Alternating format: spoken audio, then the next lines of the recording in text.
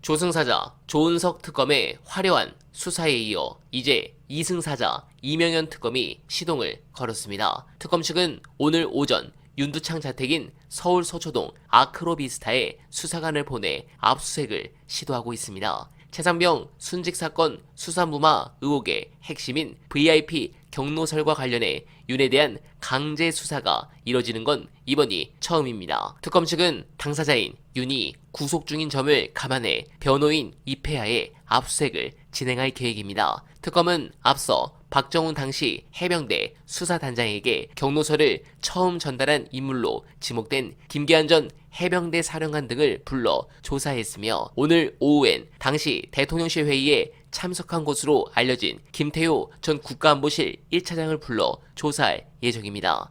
이 밖에도 특검은 오늘 해당 의혹과 관련해 조태용 당시 국가안보실장, 임종득 당시 국가안보실 2차장 등에 대해서도 압수수색을 벌이고 있습니다. 네, 좋습니다. 추가 뉴스를 봐야 하는데 자택보다는 아래층에 있는 코바나를 먼저 털어야 합니다. 김건희가 요즘 코바나에 죽을 치고 있죠. 여기가 뭔가 큰 게 나올 것 같은데 잘하면 차주 김건희에 대한 소환 및 구속영장 청구가 이렇게 보입니다. 그런데 기쁜 소식은 이게 끝이 아닙니다. 관련해 전날 SNS와 커뮤니티에서 화제가 된 논평 끝까지 들어주시고 여러분들의 생각 댓글로 부탁드립니다.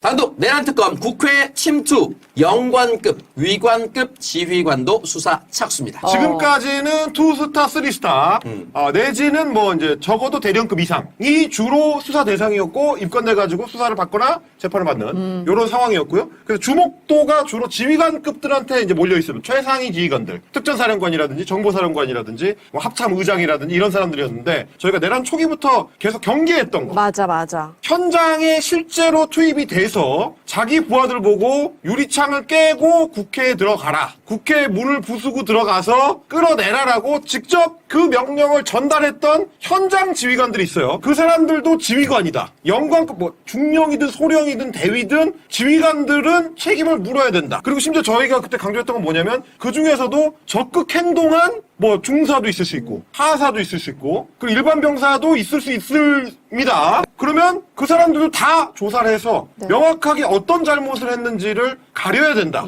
왜냐면 이거는 단순히 수사로 끝나는 게 아니고 나중에 결국 일종의 백서 형태로 모든 과정을 남겨야 돼요. 그때 중위 누가 어떤 명령을 했는지 대위 누가 어떤 명령을 했는지 중사 누가 누구를 넘어뜨려서 손발을 묶으려고 했는지 우리가 뉴스토마토 기자가 당하는 장면 같은 것들 다 영상으로 봤지 않습니까? 실제로 시행한 사람들은 전혀 다른 차원의 문제에 가 있는 사람들이에요. 그게 뭐 실제로는 총기 충돌이나 이런 게 안 일어나서 그렇지 만약에 다른 상황이었으면 전혀 다른 양상으로 상황이 번져나갈 수 있는 그러니까 어떻게 될지 모르는 당일의 상황이었습니다. 그러네요. 누가가 총을 어떻게든 총을 발포를 했다라고 하면 그 사람들이 현장에서 거기 있었던 사람들한테 연쇄적으로 똑같이 했을 수도 있는 상황인 것이고 그렇습니다. 고지고대로 민주주의를 짓밟는 걸 알고 있으면서도 그 명령 그대로 이행했었다. 그러니까 판단은 처벌 지휘의 받아야죠. 고하를 막론하고 네. 군인은 항상 준비되어 있는 직업인데 그 준비되어 있는 상태에서 내가 이 명령을 어떻게 받아들일 것인가 그것도 지휘 판단입니다. 이거는 이제 그 뭐 간부 양성 과정에서 훈련 과정에서 배우는 거예요. 아주 기초적인 거. 지휘 판단을 어떻게 할 것인가. 이 명령을 어떻게 해석해서 부하들한테 어떻게 명령을 내릴 것인가. 이거는 초급 간부 과정에서는 다 배우기 때문에 임관을 했으면 거기에 책임을 지는 거예요. 내가 소위라도 책임을 지는 겁니다. 그 판단이 맞았느냐 틀렸느냐. 왜 이 말씀을 드릴 수가 있냐면 같은 상황, 더 심각한 상황에서 다른 판단을 했었던 사람들이 있단 말이에요. 저희가 지난번에 봤던 것처럼 자기 부하들한테 다리 건너오지 말라고 명령했었던 네. 지휘관들이 있고 아니면 그 자리에서 부하들 빼가지고 다른 데로 가버렸던 지휘관들이 네. 있고 그리고 선관위 출동하라고 했더니 안 가고 편의점 가서 시간 끌었던 사람들 다 다른 상황에서 다른 판단을 한 지휘관들이 따로 있었습니다. 그리고 누구보다도 이 정권에 있어서 가장 상징적인 존재가 된 박정훈 대령 해병대 수사단장 내일자로 그 수사단장 직위로 복귀합니다. 저는 저도 나름 어떤 장교단의 일원으로 40개월을 복무했던 사람으로서 말씀드릴 수 있는 게 중이든 소이든 자기가 책임져야 될 부분에는 책임을 져야 된다는 거죠. 뭐 선량한 피해자일 수도 있고 그렇다면 그거는 뭐 수사 과정이나 재판 과정에서 밝혀내면 되는 겁니다. 이 사람이 어쩔 수 없었다라는 거는 이게 상벌을 가릴 수 있는 그 두께는 언제나 달라요. 그거는 정도, 가담 정도 같은 것도 다 다르고 우리가 이제 5.18이나 4.3 사건이나 이런 진상조사위원회의 결과들을 보면 거기에 다 각각의 개별적 사연들이 다 들어있습니다. 그거를 명명백백하게 밝히는 차원에서라도 수사가 다 들어가야 된다.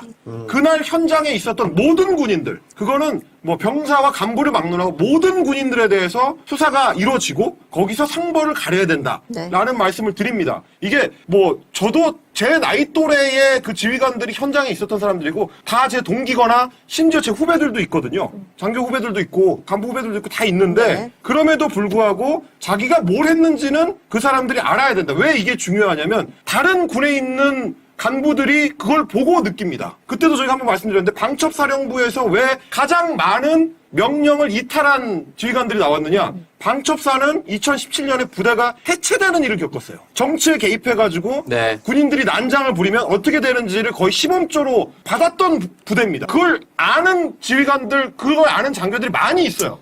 그러니까 이런 부당한 명령 우리가 집행하면 나중에 큰일 날 수 있다는 걸 아는 사람이 많은 거죠. 그걸 알게 해줘야 되는 차원에서도 분명히 있어야 된다. 제가 엄벌을 하라는 게 아닙니다. 가려야 된다는 거예요. 이거는 이 사실관계를 명백하게 가리지 않으면 나중에 제대로 된 교훈을 줄 수 없다라는 차원에서도 박정훈 대령이 제자리로 돌아가듯이 그 자리에서 뭔가 잘못된 판단을 한 지휘관들에 대해서는 지휘 고하를 막론하고 명명백백한 사실관계 확인이 필요하다. 네, 너무 훌륭한 논평이었습니다. 그리고 같이 청산해야 될 자들이 있으니 바로 국짐입니다. 요즘 보수 언론들의 칼럼은 이재명 대통령 비판보다는 국민의힘 때리기가 주를 이룹니다. 딱히 이 대통령의 국정 운영을 탓할 게 없어서이기도 하지만 우호 세력인 국민의힘이 워낙 맥을 못 추는 게 못마땅한 것입니다. 제1야당인 국민의힘이 힘을 내서 이재명 정부 실정을 공격해야 이를 근거 삼아 보수 언론도 존재감을 살릴 수 있을 것이라 판단하지만 그게 어렵다고 보는 것입니다. 그도 그럴 것이 정권교체 후 국민의힘은